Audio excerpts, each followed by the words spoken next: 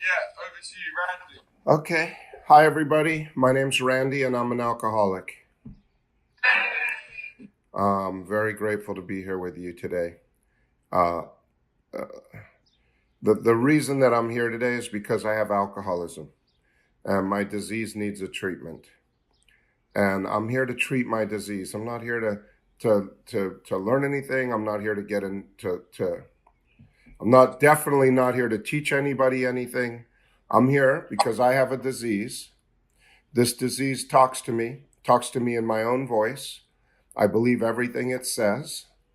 And then I do crazy things because of what my mind told me to do. I quit jobs. I trash relationships.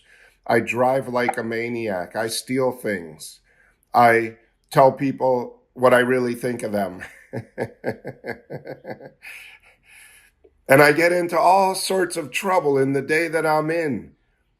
And I don't know that that's alcoholism. And I don't treat the disease because I think not drinking today is treating my disease. And so let me say this, because I have become alcoholic, my body is allergic to alcohol. I can never ever drink alcohol again. Alcohol was the solution to my problem, not my problem, but it is a problem if I drink it. But alcohol is not my problem. My problem is my mind. I have a mind powered disease. I have a mind that talks to me. I believe everything that it says. And my mind, I hope that you don't have what I have, but what I call alcoholism is this thing in my mind. I've heard it described as a parasite, which I think is a very good description of it, because what seems to happen is all of us seem to have this same parasite in our minds that does the same thing in each one of us, just different because it's our own personal life.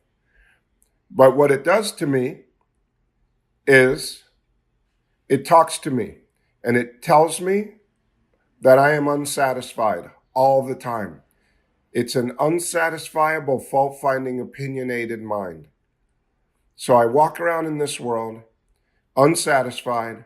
I don't have the right girl. I don't have the right job. I don't have the right car. I don't live in the right apartment. It's not all of those things all at the same time. Some days it is, but most of the days, it's just one of those things that's driving me crazy. If I could just get the right apartment, then my life would be great. And it talks to me like that for months. And then finally, I get so restless, irritable, and discontent that I actually find a new apartment and I move into that apartment, and then it tells me that the other apartment was better.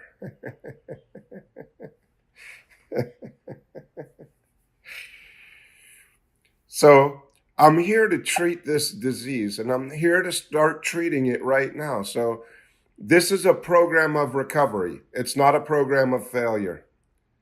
The reason I relapse is because I am not doing the things that I need to do to be in fit spiritual condition, to be okay in the day that I'm in. And I'm listening to my mind. And eventually, when I listen to my mind, I get into so much emotional pain that I need some medication.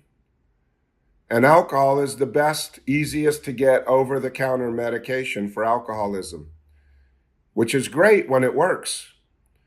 But when I became allergic to alcohol, now I have a real problem because now I can't drink. I can't drink because my body's allergic to alcohol, and I can't not drink because my mind is killing me. And then I hit a bottom. And it's only when I get to that place that I get to a place where I could be open enough to say I need help. I call that place admitting complete defeat. And the first step asks me to admit complete defeat. Now, I have to admit complete defeat today with lots of years of sobriety because I cannot have a higher power in my life if I can still run the show. If I can still manage my life, I am not going to be interested in a higher power. And what I did for years in AA was I came to meetings, I didn't drink. I thought that treating the disease was not drinking, and I thought that I was supposed to get better in time. I thought that more meetings made you better, or more readings, or more working through the steps with a sponsor made me better, or or or just time, not drinking day after day. Somehow that's going to make me better. But none of those things make me better. The only thing that makes me better right now is having a relationship with a higher power right now, where I can go to a different mind. I can completely abandon self and have a relationship with a higher power. That never happens by accident. It doesn't happen because I didn't drink today. It definitely doesn't happen if I do drink today, but not drinking does not improve my spiritual condition. There are principles, there's spiritual principles that I have to practice in my life right now in order to have that. And so I come here and I'm reminded, oh, yes, I'm an alcoholic with alcoholism. My mind is warped. There's something wrong with my mind. I cannot go to my mind for the answers. And then I can start to slow down and meditate. We meditated for 10 minutes. That's probably the best thing you're going to do all day today. Might have been terrible while you were doing it, but the actual practice of meditation allows me to slow down and see what my mind is talking to me about that's driving me crazy. And my mind did not want to meditate today. We're doing some home improvements around the house. I wanted to talk to people and figure out colors and do things instead of meditating. I sat here with my eyes closed and talked about colors and which bid I'm going to accept and why I like this guy and not that guy. And that's what's going on in my mind all the time. And it makes me restless, irritable, and discontent all the time. And I don't even know it's going on. And it's burning up all of my energy, me trying to figure out what's the right thing for my life today. When I'm meditating, that's my time to slow down and put my attention on God or my breath or this moment, what's actually happening. But that's just to remind me that that's the way it is all the time. To be happily and usefully whole right now in this moment, I have to be free from the bondage of self. The bondage of self is all that story, all of my old ideas, all the stuff that I think I have to talk to myself about and get right so that then I can be at peace. The problem is that the mind always comes up with new stuff. As soon as I pick the color, it'll be, I picked the wrong contractor. Then if I get the contractor worked out, it'll be something else. There's always something for my mind to chew on, to make me unpresent in this moment. And so I come here and I'm reminded, you remind me, and I'm going to remind you right now that I need a power and I need it right now. And the relationship with the higher power can only happen right here, right now. This is the only moment that I can have a true relationship with a higher power. It's right here, right now. While we're here together in this room, what it says in the second step is every AA meeting, true humility and an open mind. True humility is step one, part of step one, just knowing that I'm an alcoholic and that I have alcoholism and that I can't use my mind. And an open mind is that it's open to new ideas. It's open to being present to this moment. It's open to not having opinions. It's open to not judging right now. It's open to just being present. So true humility and an open mind can lead me to faith.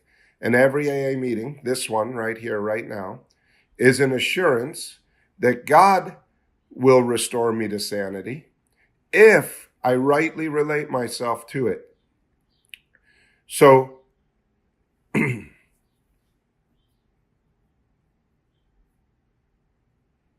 so I have to practice right now, rightly relating myself to God. God, I'm in a room full of alcoholics. Could you help me hear what's being said so that I don't talk to myself about stuff that's not even happening in this room? Could you help me to be present in this moment? Could you guide me? Could you help me to be the person that you want me to be? Could you protect me from my mind?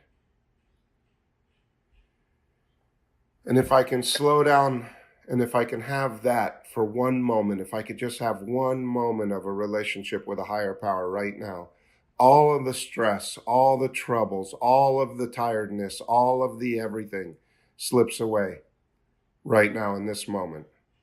And I get a sense of peace and ease and comfort. The same thing a drink used to do for me. I get it right now because I don't have to run my life right now. In this moment, I can just be present. I can just be here.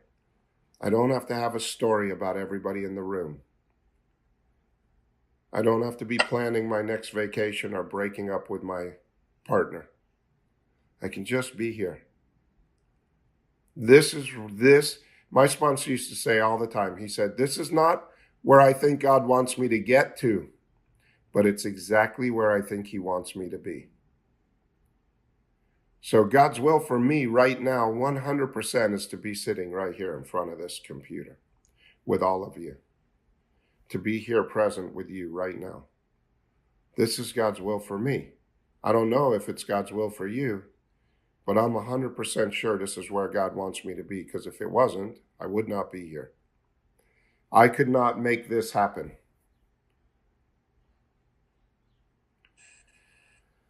So this is a practice. This is like a yoga.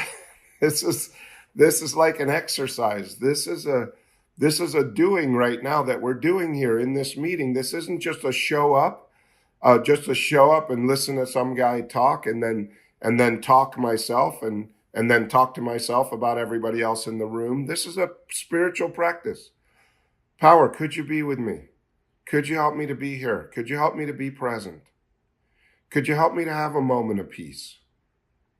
Could you show me that everything is okay right now? And when I have that moment of peace, it's mine. It's mine. It's mine. You can't take it from me. You can never tell me that there isn't a higher power, because I've experienced it. I've had my own experience with a higher power, and I've had it right here, right now, in this moment. I just had it. I'm having it right now. And as I'm having it, I am coming to believe right now that there's a power, and that power is greater than me, and that power is the power that's restoring me to sanity. All that self-talk that's always going on in my mind, that's me trying to restore me to sanity. And it's never worked, and it's never going to work. Because even when I get exactly what my mind told me would make me happy, I'm not satisfied. Not because the thing that I got isn't satisfying. It's because my mind is incapable of being satisfied. It's always on to the next thing. As soon as I get what I want, it's on to the next thing. But in this moment right now, there's nothing to want. There's nowhere to go. There's nothing that I need. There's nothing that could be added to this moment that could make it any better than it is right now. But I have to be shown that. I have to be brought here. I have to be here. I have to be reminded that all of it is right here in this room right now. All the peace, all the happiness, all the joy, all the lack of resentment, all of it is right here in this moment, only in this moment. And this is where I need to be, right here, right now, always. There's nowhere to get to. There is no there. You're not going to be happy when you have 5 years of sobriety or 10 years or 15 years of sobriety. You could only be happy right now. You could only have the joy of this moment right now, and it's always this moment. So I think I've said you a lot. I meant me. I didn't mean you. I can only have the joy of this moment right now. That's it. This is the only moment I can experience it. This is the only moment I can have it. And if I don't go for it, I don't get it. And the moments just go by. And I'm wasting my life. I'm throwing it away to the disease of alcoholism. So I'm here to practice the presence of a higher power, to rightly relate myself to God as I understood him, because I just had an experience with being connected to the power 2 seconds ago. Now it's my understanding. It's mine because I did it and I have it and I know what it feels like, and I can ask that power back into my life right now and continue to do that constantly as a way of life. That's what it says in step 10, right? How can I best serve thee? Thy will, not mine, be done. These are thoughts which must go with me constantly. Constantly is right now. So, everything you heard today, right? Everything I just said, I needed to hear for my life, not for your life. I am not here for you. I need this, and that's why I'm here. And now I get to kick back and listen to all of you and ask my higher power to help me to be present so I can hear what you're saying and I can share in your joy in your moment right now. And I appreciate all of you for being here, and thank you.